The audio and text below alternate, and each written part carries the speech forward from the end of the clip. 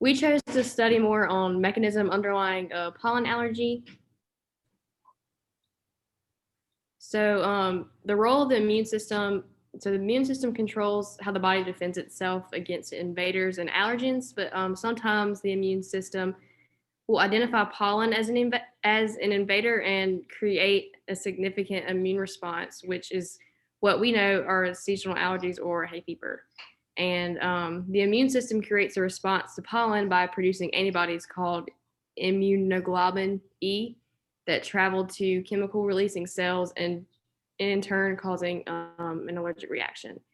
So the symptoms of this reaction can include red, itchy eyes, itchy throat, runny nose, sneezing, and more. So actually, each type of IgE has its own specific radar, which is why some people are not as responsive to certain allergens like other people are. And for people with seasonal allergies, it just means that their body only has the IgE antibodies specific to pollen. So hypersensitivity to pollen. So each spring, summer, and fall, plants release tiny pollen grains to fertilize other plants of the same species.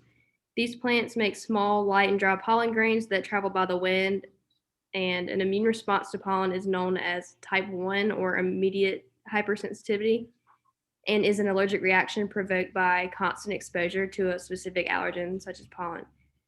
The immune reaction to an innocuous environmental antigen, which is like such as pollen, and it involves adaptive responses. So, an innate response to pollen, pollen has an aqueous pollen extract proteins, proteases, lipids, and NADPH oxidases that stimulate an immune response. The innate immune response from pollen recruit neutrophils, modulate dendritic cell function, induce Th2 polarization, and stimulate allergic inflammation. So a two-signal hypothesis has been proposed for the induction of pollen-induced allergic inflammation, which signal 1 consists of innate and signaling pathways activated by pollen-induced reactive oxygen species, which ROS, which then triggers signal 2. And then signal 2 is the classical pathway of antigen presentation to the T cells that impart immunological specificity to immune response. So hay fever is more clinically known as allergic rhinitis, sinusitis, or hay fever, and it has clinical and pathological manifestations of increased mucus secretion and inflammation of upper airways and sinuses. And this is an adaptive immune response as opposed to innate. Mast cells target the host cells of pathogens and eject large pathogens from the body with physical force. And this takes place in different symptoms in the gastrointestinal tract. This can include vomiting and diarrhea. Respiratory symptoms can include coughing and sneezing, and skin symptoms can include itchiness and scratching of the skin.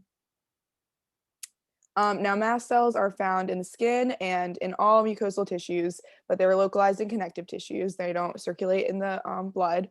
And mast cells develop in the bone marrow, and their maturation is directed by cytokines. These mast cells play a central role in inflammatory and immediate allergic reactions, and they are granular cells. So inactive mast cells have preformed granules containing histamine and other inflammatory mediators. And in an antigen-activated mast cell, multivalent antigens cross-link immunoglobulin E antibodies bound at the mast cell surface, causing the release of the granule contents. These cells play a role in the initiation of the allergic immune response, known as type 1 hypersensitivity, and they provide signals inducing immunoglobulin E synthesis by B lymphocytes and Th2 lymphocyte differentiation. And there is a picture here sort of displaying how that works. Type 1 hypersensitivity, at first exposure, this mechanism, at first exposure to an allergen, pollen in this case, there's an antigen activation of TFH cells and stimulation of immunoglobulin E class switching in B cells. The immunoglobulin E is produced and binds to high affinity receptors on mast cells. And these particular epsilon receptor cells they have a much higher affinity than other receptors.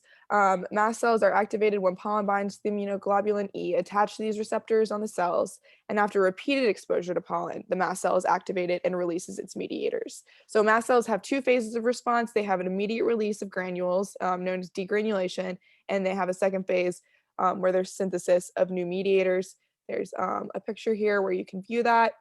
Um, so the vasoactive amines and lipid mediators are what induce the immediate hypersensitivity reaction, and this is minutes after repeated exposure to pollen. On the other hand, we have cytokines that induce a late phase reaction 6 to 24 hours after repeated exposure to pollen, and that is the two phases of response. So the B cell significance in these mechanisms are that B lymphocytes are crucial in allergic response to pollen because they're producers of these IgE antibodies. So we found this experimental study, which was conducted to investigate cell surface expression of activation antigens CD23, CD40, and HLA-DR on B lymphocytes in patients allergic to birch pollen. And these numbers were recorded both before and during pollen season, and then they were compared. And then also the effects of immunotherapy were studied in this experiment. So the methods used, there were 24 birch pollen allergic patients, half of which were treated with immunotherapy against birch pollen before the start of allergy season. Blood samples and lung functions were measured before the start of the season and also before the start of the immunotherapy treatment. B lymphocyte count and cell surface expression of CD23, CD40, and HLA-DR on B cells were measured via flow cytometry. So the results of this study were that the patients who did not receive immunotherapy prior to allergy season displayed an increase in these counts, relative amount and concentration of B lymphocytes, as well as the cell surface expression of CD23, CD40, and HLA-DR on B cells. And there was also an increase in serum concentration of IgE during allergy season as compared to before the season. Contrastingly, those who underwent immunotherapy prior to allergy season displayed no changes in these numbers regarding B cells or surface expression. So the conclusion here is that the increase in cell surface expression of CD23, CD40, and HLA-DR on B cells, along with an increase in IgE levels in allergic patients during allergy season, could be due to the production of cytokines by activated Th2 cells. So in the absence of B cell activation in immunotherapy treated patients, there was a shift from Th2 to Th1, scientists think, and that may occur, which would, have to do with this increase in numbers. Immunotherapy prevented increased cell surface expression on B cells, which may establish an important mechanism for the beneficial effects of immunotherapy in treating pollen allergies. Moving on to T cell significance, we found that regulatory T cells are imperative in promoting and maintaining tolerance to allergens through regulation of both innate and adaptive allergen-triggered immune responses. Allergic reactions occur when there's a failure to build tolerance towards a specific allergen, and thus leading to the emergence of a pathogenic Th2 immune response, which also ties back to the experiment regarding the B cells.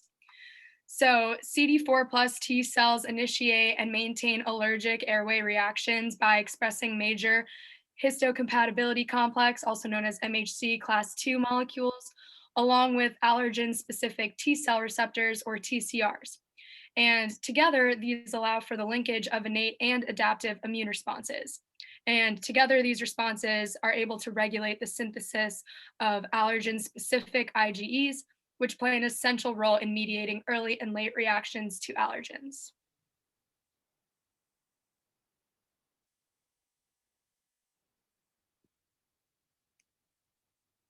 All right, and then just to tie everything up, we have treatments for type 1 hypersensitivity.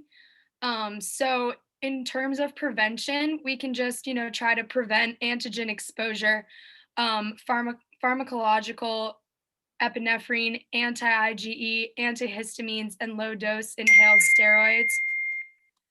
We can also try to treat this with desensitization, just controlled repeated low-dose exposure in order to try to promote a shift from IgE to IgA, which would then restrain a response. And helminth exposure is also being explored as a treatment, but we don't have really a lot of information so far. And another little picture.